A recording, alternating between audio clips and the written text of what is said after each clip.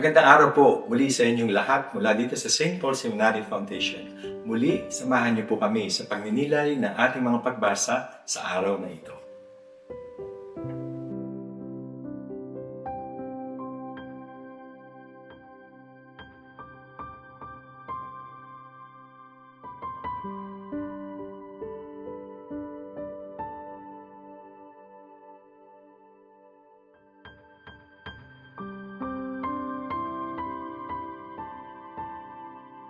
Ang mabuting balita ng Panginoon ayon kay San Mateo.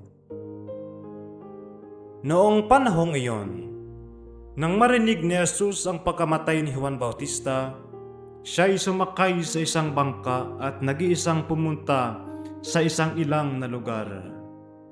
Nang mabalitaan naman iyon ng mga tao, sila'y lumabas ng bayan at lakad na sumunod sa kanya.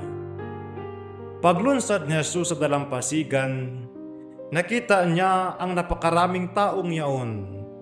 Nahabag siya sa kanila at pinagaling niya ang mga may sakit na dala nila. Nang dapit hapon ay lumapit sa kanya ang mga alagad. Sinabi nila, "Ilang ang puok na ito at malapit nang lumubog ang araw. Papuntahin na po ninyo sa nayon ang mga tao upang makabili ng kanilang makakain." Hindi na sila kailangang umalis pa, sabi ni Jesus. Kayo ang magbigay sa kanila ng makakain. Sumagot sila, 5 po ang tinapay at 2 ang isda natin. Dalhin ninyo rito, sabi niya. Pinaupo niya sa damuhan ang mga tao. Kinuha ang 5 tinapay at 2 isda. Tumingala siya sa langit at nagpasalamat sa Diyos. Pinaghati-hati niya ang mga tinapay at inuutos sa mga alagad na ipamigay iyon sa mga tao. Kumain silang lahat at nabusog. Tinipon ng mga alagad ang lumabis at sila'y nakapuno ng 12 bakul ng hati-hating tinapay. May 5,000 lalaki ang kumain, bukod pa sa mga babae at mga bata. Ang mabuting balita ng Panginoon. Pagsasaliwaw. Sinasabing may 4 na mahalagang bagay para maganap ang isang himala. Una, may pangangailangan. Ikalawa, may magagamit na sangkap. Ikatlo, may pagsamba. At ika-4, may pagsunod. Matatagpuan sa naitalang unang himalang ginawa ni Jesus sa mga tinapay ang lahat ng mga kailanganin ito sapagkat talagang pagod at gutom na ang mga taong matiyagang sumusunod sa kanila. Mabuti rin at mayroon pang 5 tinapay at 2 isda na handang ipagkaloob ng mga tagasunod ni Jesus na kanyang kinuha. Inialay, binasbasan at hinati-hati.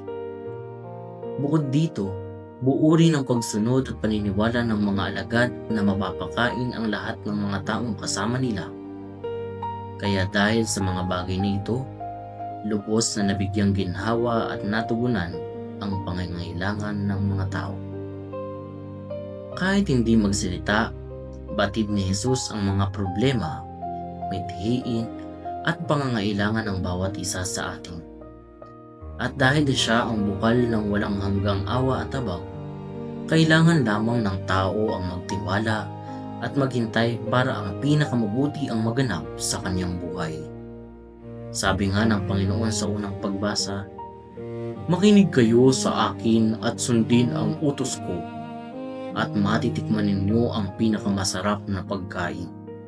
Pumarito kayo, kayo ay lumapit at ako'y pakinggan. Makinig sa akin nang ako'y mabuhay.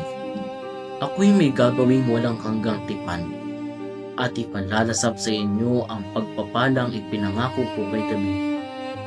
Ano naman ang maigaganti ng tao sa lahat ng mga biyayang ipinagkakaloob sa kaniya ng Diyos sa bawat araw? Simple lamang, ang matutong makiramdam at makiugnay sa mga hirap at tiisin ng iba. Halimbawa, may kwento tungkol sa isang taong papunta sa bahay ng isang kaibigang magdaraos ng karawan, kaya't may dala siyang pumpon ng mga bulaklak.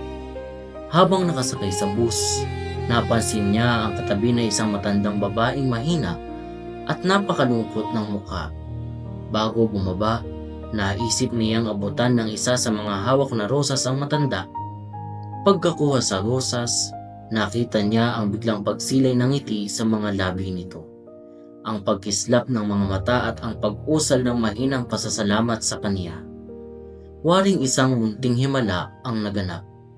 Ang epekto ng matimyas na alay sa isang pusong nangangailangan ng kaunting kalinga at munting habag.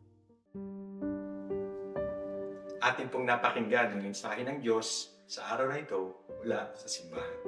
Paspasan po sana kayo ng ating Panginoong Diyos sa ngalan ng Ama, ng Anak, at ng Espiritu Santo.